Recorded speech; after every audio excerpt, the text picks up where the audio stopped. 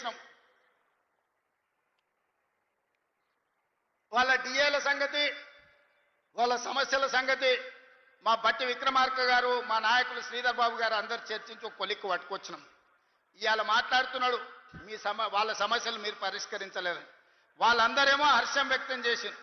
ఈ ప్రభుత్వ ఉద్యోగులను కుటుంబ సభ్యులుగా భావించి మా సమస్యలను పరిష్కారానికి ముందుకు వచ్చిండ్రు. మనస్ఫూర్తిగా ధన్యవాదాలు తెలియజేస్తున్నామని. సరే, ఆరోపణలు ప్రత్యారోపణలు పక్కన పెట్టండి. నేను ఇవాళ వేదిక మీద నుంచి 5 లక్షల తెలంగాణ ప్రభుత్వ ఉద్యోగులను అడుగుతున్నా, వాళ్ళ సతీమణులను నేను అడుగుతున్నా. మీ సోదరుడుగా అక్క, అవ్వ, అమ్మ 10 ఏళ్లలో చంద్రశేఖరరావు ముఖ్యమంత్రిగా ఉన్నప్పుడు ఏనాడైనా మొదటి తారీఖు నాడు మీ ఆయన జీతాలు ఖాతాలో పడ్డాయా?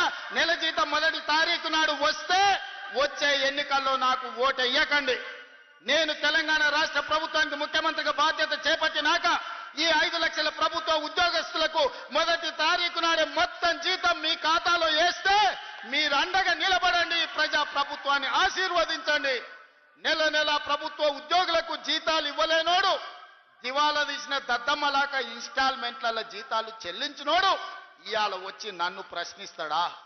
నువ్వా నన్ను అడిగేది? 10 ఏళ్ళు ఈ రాష్ట్రాన్ని దోసుకొని, రాష్ట్రాన్ని తగలబెట్టి, రావణ కాష్టంగా మార్చి 8 లక్షల కోట్ల రూపాయల అప్పు చేసి రాష్ట్రాన్ని దివాలా తీపించి విద్యార్థులను, రైతులను, ఉద్యమకారులను పొట్టన పెట్టుకొని బంగారు తెలంగాణ ముసుగులో బొందలగడ్డ తెలంగాణ చేసిన దిక్కుమాలిన ప్రతి ఎదవ ఈ రోజు మనల్ని వచ్చి విమర్శిస్తాడా? కార్యకర్తలారా ఆలోచన చేయండి. 18 నెలల్లో ఎన్నడైనా మనం నిద్రపోయినామా? 18 నెలలలో ఎన్నడైనా కార్యకర్త నుంచి నాయకుల వరకు ఎవరినైనా కలవకుండా ఉన్నామా?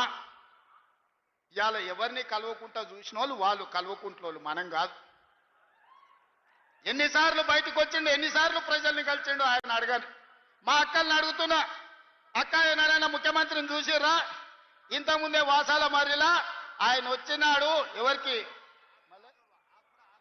ఆకుల ఆగవ్వకు అల్లనేరేడు పండించిండంట. ఆ అల్లనేరేడు పండి తిన్నందుకు ఆమె పోయి దావకాండ పడ్డ. మా అక్క కూడా ఇక్కడికి వచ్చే ఉంటుంది నాకు తెలిసి. ఇవాళ వాసాల మరిలో ఇళ్ళని కూలగొట్టి శ్మశానం చేసి కూర్చున్నాడు. దాని ఆదర్శ గ్రామంగా తీర్చిదిద్దుతా అన్నాడు.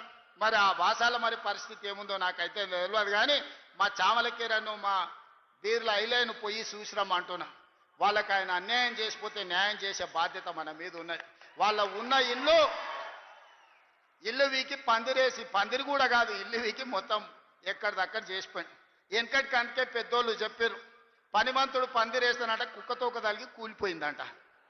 ఇవాళ వాసాల మరిలా ఈయన ఇట్ల గీసి అట్ల గీసి ఫామ్ హౌస్కి ఇట్లకెళ్ళ రోడ్ వేసుకోనికి అన్ని నక్కజిత్తుల వ్యవహారాలతోటి ఈరోజు ఎర్రవల్లి ఫామ్ హౌస్కి ఇక్కడి నుంచి రోడ్ వేసుకోనికే వాసాల మరిని మొత్తం కుప్ప కూర్చిపోయి శ్మశానం లాగా చేసిండు. మరి నాకైతే బాధ్యత ఉంది కదా. ఆయన అల్లకల్లోలం చేసినా, ఆగమాగం చేసినా అన్నిటిని సరిదిద్దాలన్న ఆలోచనతోటి ఇవాళ రైతులను కావచ్చు, ఆడబిడ్డ మహిళల్ని కావచ్చు, విద్యార్థులను కావచ్చు, నిరుద్యోగ యువకులను కావచ్చు, ఉద్యమకారులను కావచ్చు, దళితులను కావచ్చు, గిరిజనులను కావచ్చు, ఆదివాసులను కావచ్చు, మైనారిటీలను కావచ్చు, వీళ్ళందరి కష్ట సుఖాలు తెలుసుకొని విధి విధానాలు తయారు చేసి ఇవాళ వాళ్ళందరినీ అభివృద్ధి పాఠం వైపు నడిపించాలని నేను ప్రయత్నం చేస్తున్నా.